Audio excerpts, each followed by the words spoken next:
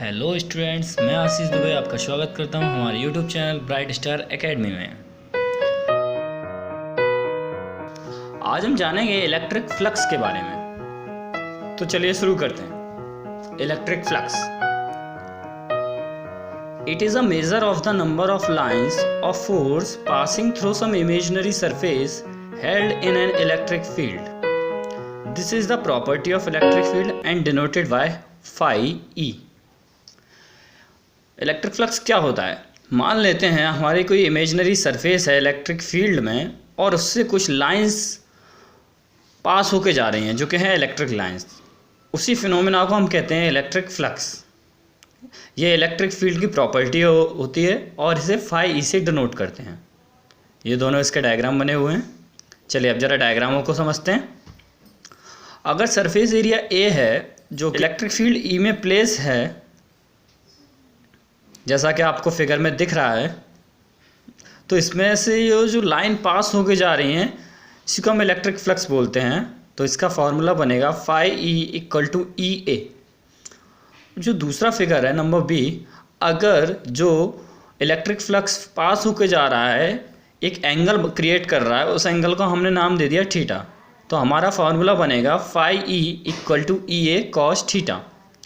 Electric flux एक scalar quantity है और इसकी एसआई यूनिट होती है newton metre square upon coulomb. इसका डायमेंशनल फार्मूला होता है M L A minus one T minus Q multiply L square. तो निकल के हमारा आएगा resultant M L cube A minus one T minus Q. ये होता है आपका इलेक्ट्रिक फ्लक्स। अब हम जानेंगे गॉस थ्योरम के बारे में। गॉस थ्योरम क्या होती है? ये काफ़ी इंपॉर्टेंट है। Gauss theorem, the net electric flux passing through any close surface is 1 upon epsilon 0 times the total charge q present inside it. Mathematically phi equal to 1 upon epsilon 0 dot q. यानी कि किसी close surface में q charge present रहता है उसके अंदर, और जो उसमें से फ्लक्स पास होता है वो 1 अपॉन एप्सिलॉन टाइम्स होता है। तो ये इसका छोटा सा डायग्राम है। चलिए इसे प्रूफ करते हैं किस तरीके से प्रूव होती है। माना कि किसी पॉइंट ओ पर एक चार्ज क्यू है और क्लोज सरफेस एस है, जैसा कि आपको फिगर में दिख रहा है। Point P is situated on the close surface at a distance R from O. O से लेके पी तक आर डिस्टेंस है। The intensity of electric field at a point P will be. तो intensity of electric point P पर क्या होगी? E equal to 1 upon 4 pi epsilon 0 dot Q upon are square. इसको हमने दे दिया नाम equation 1। Electric flux passing through area D S enclosing point P. अब अगर एरिया कितना है? डी एस है, तो इलेक्ट्रिक फ्लक्स का हमने ऊपर फॉर्मूला पढ़ा था, उसी अकॉर्डिंग ये d phi equal to E dot D S. अब क्या है, कोई एंगल भी बन रहा है इनके बीच में, ई एंड डी एस के बीच में, तो ये आ जाएगा d phi equal to E dot D S cos theta. Flux passing through the whole surface S. जब फ्लक्स पूरी सरफेस से पास होके जा रहा है तो इसका हम डबल इंटीग्रेशन कर देंगे जैसा आपको दिख रहा है, और इसको नाम दे देंगे equation number 2। Substituting the value of E from equation 1 in equation 2।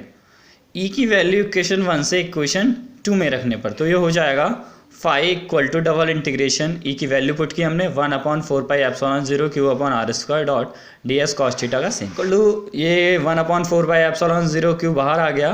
Then उसके बाद ये बचा हमारा next d S cos theta upon are square. अब जो डबल इंटीग्रेशन सरफेस एरिया के रिस्पेक्ट में d S cos theta upon are square होता है ओमेगा के इक्वल में, तो ये हमारी वैल्यू आ जाएगी phi equal to 1 upon 4 pi epsilon 0 q dot omega. But omega is a solid angle, तो इसकी वैल्यू है 4 पाई। तो नीचे वाले स्टेप में हो जाएगा phi equal to 1 upon 4 pi epsilon 0 multiply q into 4 pi. तो 4 पाई से 4 पाई कैंसिल, देन बचेगा हमारे पास phi equal to 1 upon epsilon 0 dot Q. यही हमें ऊपर प्रूफ करना था। तो इस तरीके से हमारी ये गॉस थ्योरम प्रूव होती है। चलिए अब हम जानते हैं हमारे नेक्स्ट टॉपिक के बारे में, जो कि है derivation of Coulomb's inverse square law from Gauss theorem. यानी कि गॉस थ्योरम से हम कूलम्ब्स इन्वर्स स्क्वायर लॉ के डेरिवेशन को जानेंगे।